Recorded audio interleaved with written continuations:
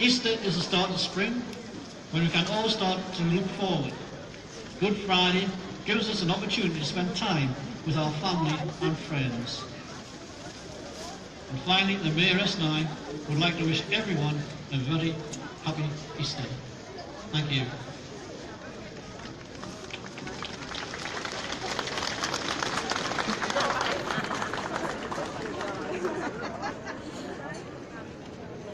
We'll now sing hymn number 3 on the hymn sheet, and we'll just sing the first and the third verse, please.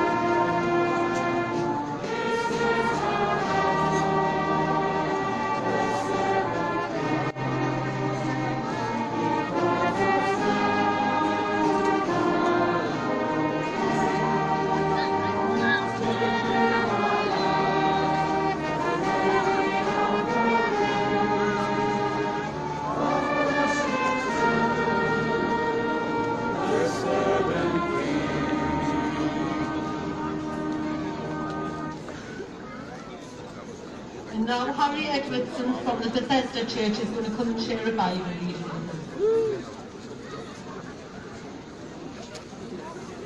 Matthew chapter 27 verses 26 to 36. So Pilate released Barabbas to them. He ordered Jesus flogged with a lead-tipped whip. Then they turned him over to the Roman soldiers to crucify him. Some of the governor's soldiers took Jesus into their headquarters and called out the entire battalion. They stripped him and put a scarlet robe on him. They made a crown of long sharp thorns and put it on his head, and they placed a stick in his right hand as a scepter. Then they knelt before him in mockery, yelling, "Hail, King of Jews!" And they spat on him and grabbed the stick and beat him on the head with it. When they were finally tired of mocking him, they took off the robe and put his own clothes on him again. They led him away to be crucified. Along the way, they came across a man named Simon, who was from Cyrene, and they forced him to carry Jesus' cross. Then they went out to a place called Golgotha, which means Skull Hill. The soldiers gave him wine mixed with bitter gall, but when he tasted it, he refused to drink it. After they nailed him to the cross, the soldiers gambled for his clothes by throwing dice. Then they sat around and kept guard as they hung there. The signboard was fastened to the cross above Jesus' head, announcing the charge against him. It read, "This is the King of Jews."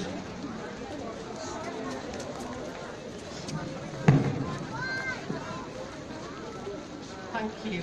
I'm now going to hand over to Pastor David Schofield from the Living Waters Church, and he's going to come and have a few words with us this morning.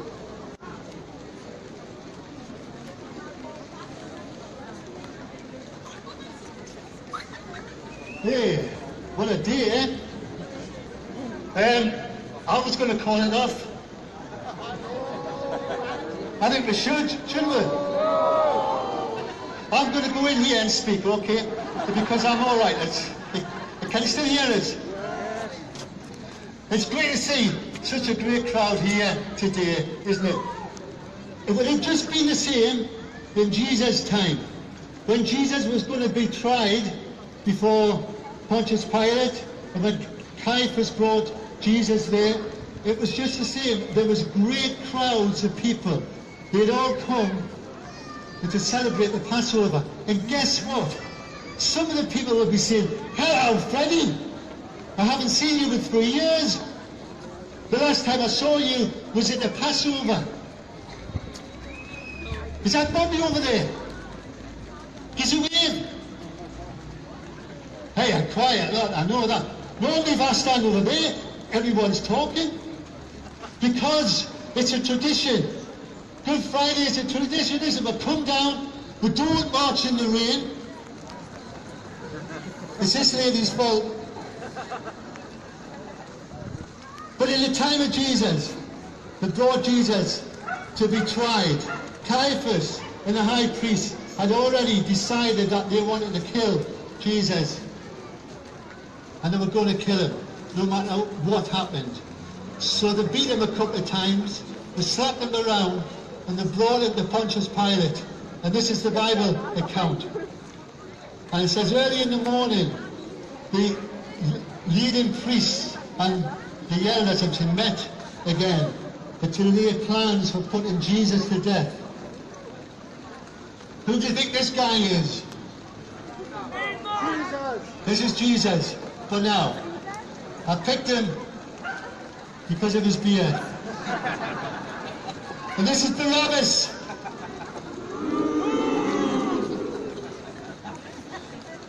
Jesus was standing before Pilate, the Roman governor. Are you the king of the Jews? The governor asked him. Jesus replied, "You have said it." But when the leading priests and the elders made their accusations against him, Jesus remained silent. Whatever they brought against Jesus, Jesus didn't speak back. He was silent.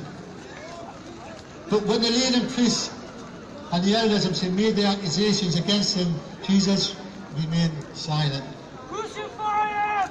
Don't you hear all these charges they are bringing against you? Pilate demanded. But Jesus made no response to any of the charges, much to the governor's surprise. Now it was the governor's custom each year during the Passover celebration to release one prisoner to the crowd, anyone they wanted. This year there was a notorious prisoner named Barabbas. As the crowds gathered before Pilate's house that morning, he asked them, "Which one do you want me to release to you, Barabbas or Jesus?"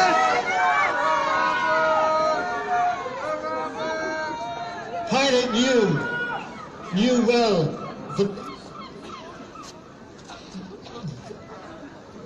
that the religious leaders had arrested Jesus out of envy.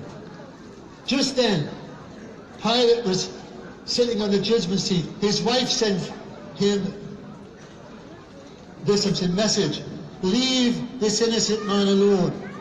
I have suffered through a terrible nightmare about him." His wife had a dream, and in that dream she had saw Jesus, and it says that she suffered terribly. She knew that Jesus was a good man, innocent. And it says, meanwhile, the leading priests and the elders persuaded the crowds to ask for Barabbas to be released and for Jesus to be put to death. In the crowds, there was people stirring it. Did you hear them shouting, "Barabbas"? Did you hear them shouting? In the crowds, there was people there who had been planted by the Pharisees and the high priest to shout, "Barabbas." Just like today. So the governor asked him again, "Which of these two do you want me to release, Barabbas or Jesus?" And the crowd started shouting, nearly a revolt.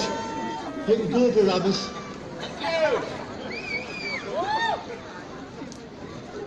Pilate responded then, what shall I do with Jesus, who is called Messiah? But the mob roared even louder, crucify him, those shouted. Pilate saw that he wasn't getting anywhere, so he gave in to the mob. And Pilate asked for a bowl of water to be brought out. He says, I'm going to wash my hands of this. I don't want anything to do with this. This man is an innocent man. I don't find him guilty at all. Let his blood be upon you.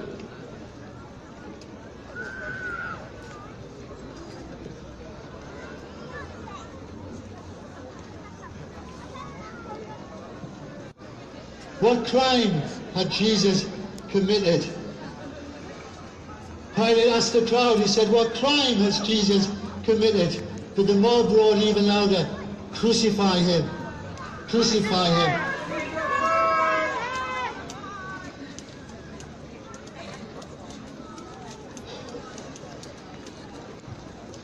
Jesus was handed over to the Roman soldiers at that time. Before he did that, he ordered that Jesus would be whipped with a lead-tipped whip. And Jesus was whipped so hard that his skin was coming off his back, and he was scourged. And then the soldiers began to rush and mock him, and they brought a robe out, and they dressed him in a purple robe, and put it around him. He'd been stripped, he'd been beaten.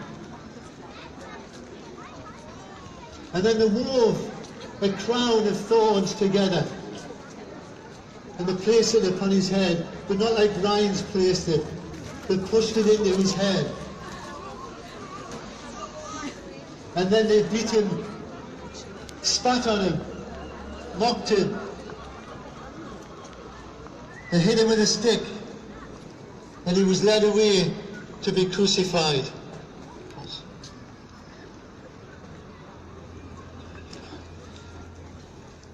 You see, Jesus knew that he was going to die, and he was prepared to die.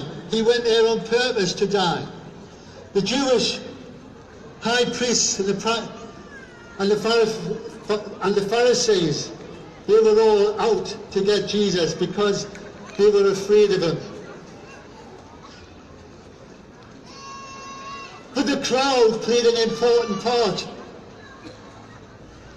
The crowd. That is, if the crowd hadn't have been shouting so much, crucify him and so on and so forth, that he wouldn't have been.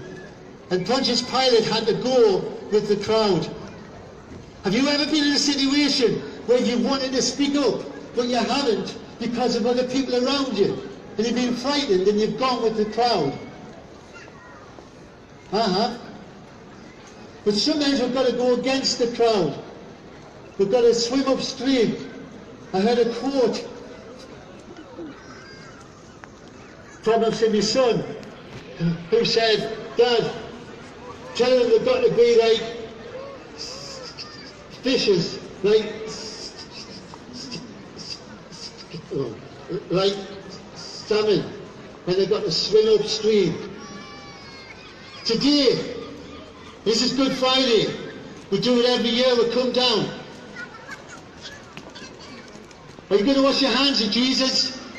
Jesus tells us to come and follow him. Everybody will get a chance in your life to follow Jesus. And Jesus says, come to me and I will give you life. You might be wondering what everything's about in life, but Jesus says, come to me. And there will be one day in your life when Jesus will speak to you. And will you wash your hands and say, no? Will you put it off and say no?